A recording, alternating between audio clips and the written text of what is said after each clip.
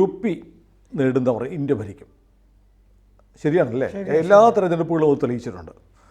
അപ്പോൾ രാഹുൽ ഗാന്ധി പറയുന്നു UP നരേന്ദ്രമോദിക്ക് മോദി മത്സരിക്കുന്ന വാരണാസി മാത്രമേ കിട്ടൂ, ബാക്കി 79 സീറ്റുകളിലും BJP തോൽക്കാൻ പോവുകയാണ്. രാഹുലിൻ്റെ പാർട്ടി 17 സീറ്റിലേ മത്സരിക്കത്തുള്ളൂ. എന്തായാലും 79 സീറ്റിലും BJP തോൽക്കുമോ? കഴിഞ്ഞ തവണ ഈ രാഹുലിൻ്റെ പാർട്ടിക്ക് ഒറ്റ സീറ്റേ കിട്ടിയുള്ളൂ ഉത്തർപ്രദേശിൽ, ഈ റായ്ബറേലിയിൽ സോണിയാഗാന്ധി മാത്രം. രാഹുൽ ഗാന്ധി പറഞ്ഞ വാചകം ഇങ്ങനെയല്ലായിരുന്നു.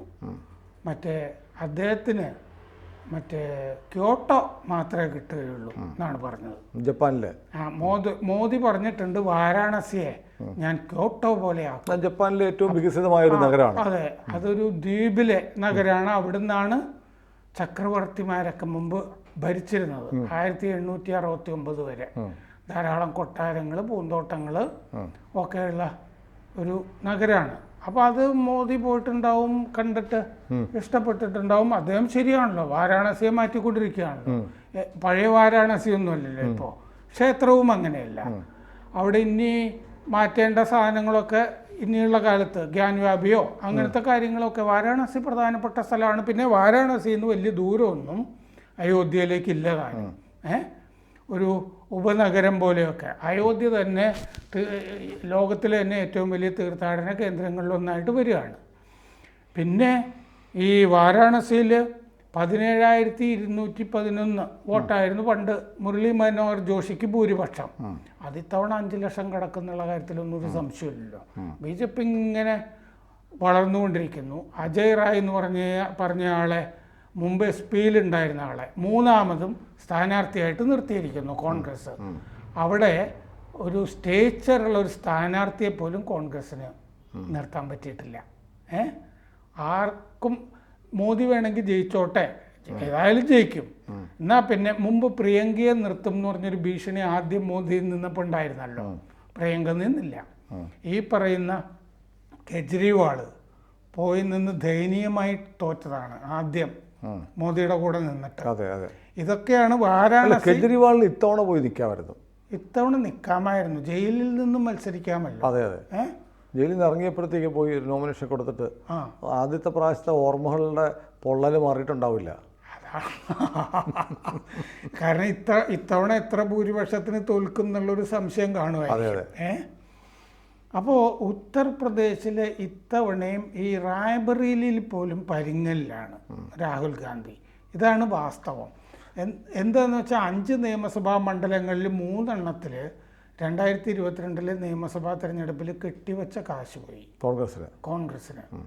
ഈ വയനാട്ടിൽ ഈ രാഹുൽ ഗാന്ധി മുസ്ലിം ലീഗിൻ്റെ സ്ഥാനാർത്ഥിയാണെന്ന് പറയുന്നത് പോലെ സത്യത്തിൽ അവിടെ SP-യുടെ സ്ഥാനാർത്ഥിയല്ലേ? അല്ലാതെ കോൺഗ്രസ്സിന് അവിടെ എന്തെങ്കിലും ഉണ്ടായിട്ടാണോ? എന്നിട്ടാണ് ഈ നാണമില്ലാതെ. അല്ല സാർ, ഞാൻ ഈ തെരഞ്ഞെടുപ്പ് കാലത്ത് എല്ലാവരും അവകാശവാദങ്ങൾ പറയും. തോൽക്കുമെന്ന് ഉറപ്പുള്ള സ്ഥാനാർത്ഥി പോലും കൗണ്ടിങ് കഴിഞ്ഞ് റിസൾട്ട് വരുന്നത് വരെ ജയിക്കുമെന്നേ പറയത്തുള്ളൂ. ഒരു സംശയം ഉണ്ടാവും ചില ആളുകൾക്ക് തോക്കുന്നവർക്ക്. പക്ഷെ ഒരു സ്പിരിറ്റ് എങ്ങനെയാണ് അങ്ങനെ തന്നെ പറയണം, അതിനകത്ത് തർക്കമില്ല. പക്ഷെ രാഹുൽ ഗാന്ധി ഇങ്ങനെയൊക്കെ പറഞ്ഞാലോ, ഒറ്റ സീറ്റ് കോട്ടോ മാത്രം അല്ലെങ്കിൽ വാരണാസി മാത്രമേ BJP ജയിക്കാൻ പോകുന്നുള്ളൂ എന്നൊക്കെ പറഞ്ഞാൽ അധികപ്പറ്റല്ലേ, അപഹാസ്യനാവത്തില്ലേ? അത് ഈ ഫുൽപൂർ എന്ന് പറയുന്നത് നെഹ്റു നിന്നിരുന്ന മണ്ഡലല്ലേ. ആ ഫുൽപൂരിൽ രാഹുലും മറ്റേ യാദവും കൂടി അഖിലേഷും കൂടി പോയപ്പോൾ കുറെ ആളുകൾ ഉണ്ടായിരുന്നു എന്ന് പറഞ്ഞിട്ട് സമനില തെറ്റിയതായിരിക്കും. അവിടെ എന്തോ തിരക്കുണ്ടായിരുന്നു എന്നുള്ള ശരിയാണ്. ചിത്രങ്ങളിലൊക്കെ കാണുന്നുണ്ട്, പത്രങ്ങളിലൊക്കെ കാണുന്നതിൻ്റെ അകത്തൊക്കെ. അവർക്ക് പ്രസംഗിക്കാനും പറ്റിയില്ല എന്നൊക്കെ ഇപ്പൊ കാണുന്നുണ്ട്. സ്റ്റാമ്പീഡ് ഉണ്ടായി, മീറ്റിംഗ് മാറ്റിവെച്ചു എന്നൊക്കെ പറയുന്നുണ്ട്. അങ്ങനെ ഈ സമനില തെറ്റിയിട്ട് പറഞ്ഞതായിരിക്കും. ആൾക്കൂട്ടം വരുന്നത് മാത്രമല്ല, ഇപ്പം മോദിയുടെ മീറ്റിങ്ങുകളിലും ലക്ഷക്കണക്കിന് ആളുകൾ വരുന്നുണ്ട്. അതിനവർ മാനേജ് ചെയ്യുന്നുണ്ട്. ഇവിടെ കുറേ ആൾ 5000 പേര് വന്നിട്ട് അതിനെ മാനേജ് ചെയ്യാൻ പറ്റില്ലെങ്കിൽ അത് സ്റ്റാമ്പേഡിലേക്കും ദുരന്തത്തിലേക്ക് പോകും. ഒരാൾക്കൂട്ടം, അതെ, അതിനെ മാനേജ് ചെയ്യുക എന്നുള്ളതാണ് പ്രധാനം. അപ്പോൾ അതെന്തോ ആവട്ടെ, ഞാൻ ചോദിക്കുന്നത്, ഇപ്പോൾ UP-യിൽ ഇങ്ങനെ ഒരു 79 സീറ്റിലും BJP-യെ ഞങ്ങൾ തോൽപ്പിക്കുമെന്നൊക്കെ രാഹുൽ പറയുമ്പോൾ അത് കേൾക്കുന്ന ആളുകൾക്ക് തന്നെ ഒരു പരിഹാസ്യമായി തോന്നില്ലേ? ഇദ്ദേഹത്തെക്കുറിച്ച് ഒരു വില ഇടിയത്തില്ലേ? അത് ഈ പ്രചാരണത്തിലൂടെ, അതോ ഇനി ഇടിയാനൊന്നും ഇല്ലാത്തത് കൊണ്ടാണോ? അങ്ങനെ ആകാനാണ് സാധ്യത. ഈ പ്രചാരണത്തിലുടനീളം മണ്ടത്തരത്തിൻ്റെ എവറസ്റ്റ് കയറ്റമാണ് ഈ രാഹുൽ ഗാന്ധി നടത്തിയത്.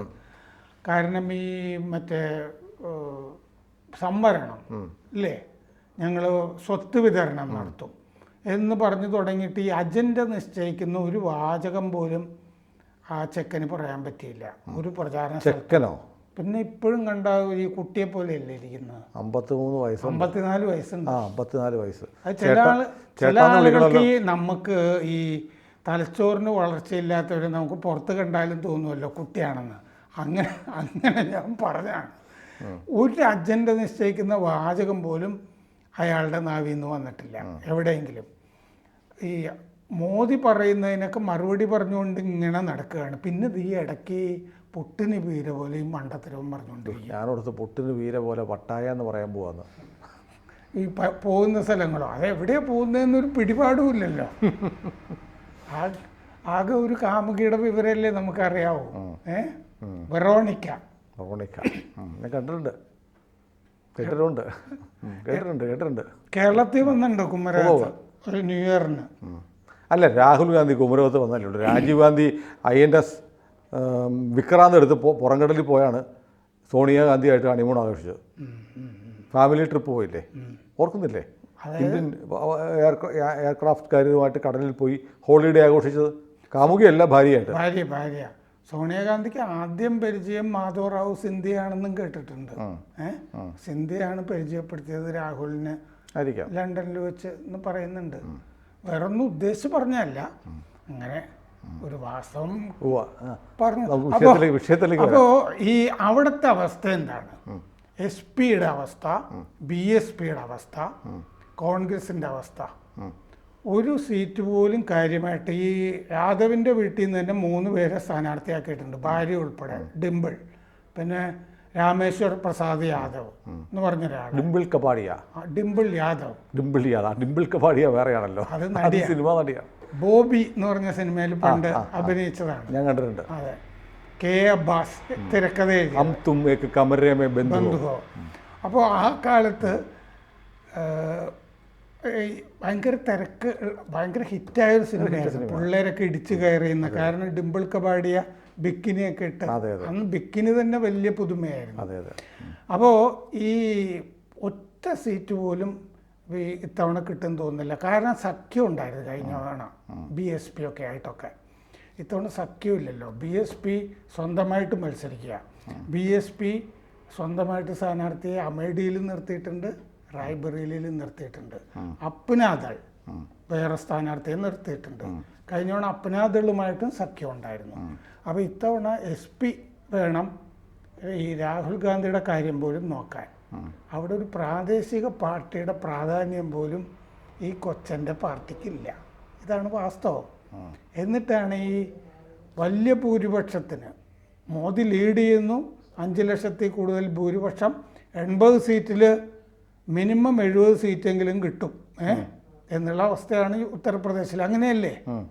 അതായത് നമ്മുടെ ഇപ്പോൾ ഈ വിനുവും, ഏഷ്യാനെറ്റിലെ വിനുവും പ്രശാന്ത് രഘുവംശവും കൂടെ റായ്ബറേലിയിൽ നിന്ന് റിപ്പോർട്ട് ചെയ്ത് രാഹുൽ ഗാന്ധിയെ ജയിപ്പിച്ചുകൊണ്ടിരിക്കുക.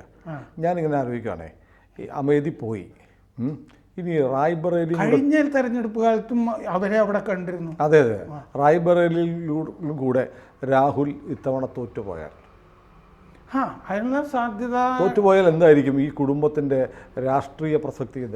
ഈവൺ അതർവൈസ് അഖിലേഷ് യാദവിനെയാണല്ലോ വിളിച്ചത്. കാരണം അഖിലേഷാണ് അമേഠിയിലാണെങ്കിലും ഇവിടെയാണെങ്കിലും ജയിപ്പിക്കേണ്ടത്. അപ്പോൾ അഖിലേഷിനെ വിളിച്ചിരുന്നു രാഹുൽ പത്രിക കൊടുക്കുന്നതിനൊക്കെ മുമ്പ്. അപ്പോൾ അമേഠിയിൽ നിന്നാലേ ദേശീയ രാഷ്ട്രീയ നേതാവുള്ളൂ എന്ന് അഖിലേഷ് പറഞ്ഞു.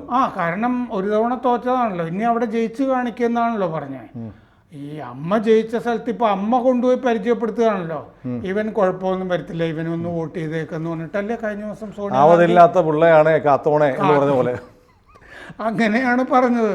ഇവൻ കുഴപ്പമൊന്നും ഉണ്ടാക്കില്ല കേട്ടോ, ഇവന് ഒരു വോട്ട് കൊടുത്തേക്കെന്ന് പറഞ്ഞിട്ട് അവരുടെ തന്നെ വോട്ട് കുറഞ്ഞു വരികയായിരുന്നു. ഗ്രാഫ് താഴേക്കാണ്, താഴേക്ക് പോയിട്ടാണ് വന്നത്. ഞാൻ ആലോചിക്കുകയാണെങ്കിൽ അവരിപ്പോൾ പറയുന്നത്, ഇപ്പോൾ KC വേണുഗോപാലൊക്കെ പറയുന്നുണ്ട് ഈ സ്മൃതി ഇറാനിയോട് മത്സരിക്കാൻ രാഹുലൊന്നും വേണ്ട, ഞങ്ങളുടെ കിഷോരി മതി. അതുകൊണ്ടാണ് അയാളെ അയാളുടെ പേരെന്താ അങ്ങനല്ലേ? കിഷോരിലാൽ ശർമ്മ. അതാ ഞാൻ കിഷോരിലാൽ മതി. അതുകൊണ്ടാണ് സ്ഥാനാർത്ഥിയായി. കിഷോരിക്ക് ജയിക്കാൻ പിന്നെ രാഹുലിന് പോയി മത്സരിച്ച് സ്മൃതിയെ തോൽപ്പിച്ചുകൂടെ? അതല്ലേ ആകാമായിരുന്നു. പ്രിയങ്കയ്ക്ക് നിൽക്കാമായിരുന്നു. മറ്റേ ചെക്കൻ ഒരു അവകാശവാദം ഉന്നയിച്ചിരുന്നല്ലോ, വാദ്രയെ നിർത്താമായിരുന്നു. അപ്പൊ കുടുംബത്തിൽ നിന്ന് തന്നെ ഒരാൾ എന്നുള്ളത് വരുമായിരുന്നല്ലോ. അദ്ദേഹം എനിക്ക് വലിയ സങ്കടമായി, അദ്ദേഹത്തിന് സീറ്റ് കിട്ടിയില്ല. പുള്ളി പറഞ്ഞു ഇന്ത്യയിലെ ആളുകൾ മുഴുവൻ കരയാണ്, ഞാൻ മത്സരിക്കുന്നില്ല എന്നറിഞ്ഞപ്പം രാജ്യത്തെ ജനങ്ങൾ വിതുമ്പുകയാണ്. അമേഠി വിങ്ങിപ്പൊട്ടി. അമേഠി മാത്രമല്ല, കൊച്ചിയിരുന്ന് ഞാനും വിങ്ങിപ്പൊട്ടിയായിരുന്നു. ഈ കിഷോരിലാൽ ശർമ്മയെ അമേഠിയിൽ നിർത്തിയതിൻ്റെ മണ്ടത്തരം എന്താണെന്ന് വെച്ചാൽ, ഈ രണ്ട് മണ്ഡലങ്ങളും തമ്മിൽ 50 കിലോമീറ്റർ വ്യത്യാസമേ ഉള്ളൂ. ഇവര് മണ്ഡലങ്ങളിൽ പോവില്ലായിരുന്നല്ലോ. അപ്പോൾ ഇങ്ങേരാണ് മറ്റേ മാനേജ് ചെയ്തിരുന്നത്. 2 മണ്ഡലങ്ങളുടെ മാനേജറായിരുന്നു അദ്ദേഹമാണ് ഈ ക്യാമ്പയിനൊക്കെ കൈകാര്യം ചെയ്തുകൊണ്ടിരുന്നത്. അദ്ദേഹത്തെ അമേഠിയിൽ തളച്ചിടുകയല്ലേ ചെയ്തത്. അപ്പോൾ റായ്ബറേലിയിൽ മര്യാദയ്ക്ക് ക്യാമ്പയിൻ തന്നെ നടന്നിട്ടില്ല. നമ്മുടെ സിദ്ദിഖൊക്കെ പോയിട്ടാണ് അവിടെ. സിദ്ദിഖ് പോയിട്ടുണ്ടോ? രാഹുൽ ഗാന്ധി ജയിക്കും. പിന്നെ അനിൽകുമാർ.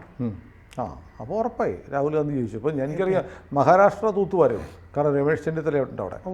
ചെന്നിത്തല പറഞ്ഞിരുന്നു 2 സീറ്റ് വെച്ച് ബാക്കി മുഴുവൻ കിട്ടുന്ന മറ്റേ മഹാരാഷ്ട്രയിൽ. അതായത് രാഹുൽ പറയുന്നത് അനുസരിച്ചിട്ടാണ് ചെന്നിത്തലയും ഈ സിദ്ദിഖും ഒക്കെ പറയുന്നത്. മൊത്തം സീറ്റും കിട്ടുന്നത്. സംപൂജ്യന്മാരാകാൻ പോകുന്ന തെരഞ്ഞെടുപ്പാണിത്. ഉത്തർപ്രദേശിൽ ഇത്തവണ ഈ റായ്ബറേലിയിൽ കിട്ടിയാൽ അത്ഭുതം. അതാണ്. മോഡിക്ക് ഒരെണ്ണേ കിട്ടുള്ളൂ എന്ന് പറഞ്ഞല്ലോ. ഇങ്ങേർക്ക് ഏതായാലും ഇതൊക്കെ പറഞ്ഞിട്ട് ഒരു കാര്യമില്ല. അവിടെ രാഹുൽ ഇങ്ങനെ പറയും, BJP തൂത്തുവാരിക്കൊണ്ട് പോകും. ഞാനിപ്പോൾ സാറ് പറഞ്ഞൊരു കാര്യം ഇങ്ങനെ ആലോചിച്ചുകൊണ്ടിരിക്കുക. ഇപ്പോൾ ഇതിനിടയ്ക്ക് ആലോചിക്കുക, അമ്പടെ കൊച്ചു കള്ളാന്ന് ഇപ്പോഴും ബോബിയിലെ ബിക്കിനി ഓർത്തിരിക്കുക അല്ലേ? പിന്നല്ലാതെ അത് നമ്മുടെ യൗവന തീഷ്ണമായ ആ കാലഘട്ടത്തിലെ ഒരു സ്വപ്നമല്ലേ. അപ്പോൾ രാഹുലിൻ്റെ സീറ്റും UP-യിലെ വിജയം പറഞ്ഞ ഭേദം നമുക്ക് ഇങ്ങനെ വല്ലതൊക്കെ സംസാരിച്ചുകൊണ്ടിരിക്കാം.